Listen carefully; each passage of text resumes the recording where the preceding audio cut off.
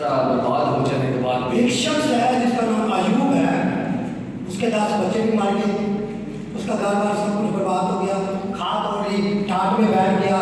और उसको इतने इतने मोटे जख्म बन गए, फोड़े बन गए और उसको खुर्चने के लिए उसको कुछ मिल नहीं रहा। एक ठीकरा लिया,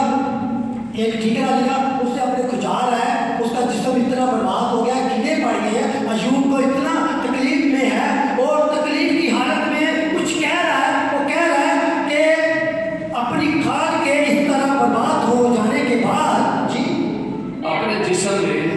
जिस्म में से खुदा को देखूंगा। कि किसको देखूंगा? खुदा को। उसकी नींद देखे, उसका टेक देखे, उसने टेक किधर लगा लिया, उसकी बात मार गई है, उसकी बीवी ने उसको कहा खुदा पर लानत कर, तू भी मर जा और तू खुदा पर लानत कर क्योंकि तेरे 10 बच्चे मार गए, तू भी मर जा, खुदा पर लानत कर। वो इतने इतने मोटे जख्म है, वो पूछ रहा है, वो जख्म को खारिज कर रहा है, वो खाद में बैठा हुआ है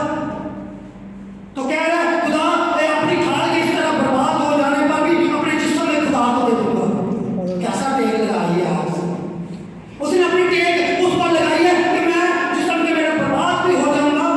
मैं उस पर उसको देखूंगा, मर जाऊंगा तो उसको देखूंगा। लाजर की बात याद है ना, लाजर ने जब मर गया था तो इब्राहिम की गोद में था, ये भी वो डिजाइन कर रहा है, बस पर टेक लगा, मर मेरा जिस्म बर्बाद हो रहा है तो होने दो, मेरे जिस्म में इतने फोड़े हो रहे उन्हें तो एक दिन आपने खुदा का क्या करना,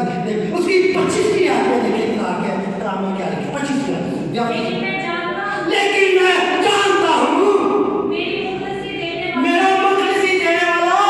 जिंदा है। आपका मेरा खुदा जिंदा है मेरे भाई बहन, उस पर टेक लगे, उससे कहे कि मैं तुझ पर टेक लगाऊंगा, तू जिंदा है, मेरा जिस्म भी बर्बाद हो जाएगा, मैं तुझ पर टेक लगाऊंगा क्योंकि तू मेरा सहारा है। मैं दौलत पर टेक नहीं लगाऊंगा, मैं हुस्न पर टेक नहीं लगाऊंगा, मैं शोहरत पर टेक नहीं लगाऊंगा, मैं पैसे पर टेक नहीं लगाऊंगा, अपनी समझ पर टेक नहीं लगाऊंगा, मैं लगाऊंगा तो वो जो मेरा जिंदा खुदा है, मेरा मुखलिसी देने वाला, मेरा छुड़ाने वाला, मेरा निजात देना वो जिंदा है, वो आपके दरमियान में छुप है। हालेलुया।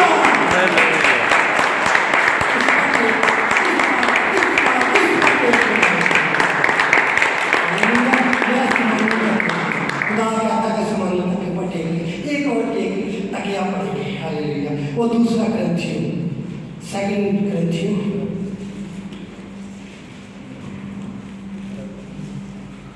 उसकी 8वीं 9वीं 2 आते हैं। ये चैप्टर जब पढ़ेंगे ग्रंथियों 12वां बाब, पौलुस रसूल को घमंड आ रहा था, उसके अंदर एक इब्लीसी कांटा चुभो रहा था, उस पर गुरूर आ रहा था, घमंड आ रहा था, उसको फक्र आ रहा था, इब्लीस को तंग कर रहा था, लेकिन उसने खुदा से कहा खुदा ये कांटा मुझसे दूर हो जाए, अगर कोई बीमारी कोई परेशानी आपके मेरे अंदर है तो खुदा उसके लिए भी हमारे से बात कर रहा है, वो खुदा दूर नहीं कर रहा, उसके जरिए खुदा कुछ बात करना चाहता है। पौलुस रसूल के अंदर एक कांटा चुभ रहा था, शैतान का कांटा चुभ रहा था, खुदा ने ये शैतान जो मुझ में कभी कभी बीमारी ला रहा है, कभी मेरे पेट में प्रॉब्लम आ रही है, कभी मुझे मुश्किल में आ रहा है, कभी मैं बीमार हो रहा हूँ, कभी मैं कुछ हो रहा हूँ,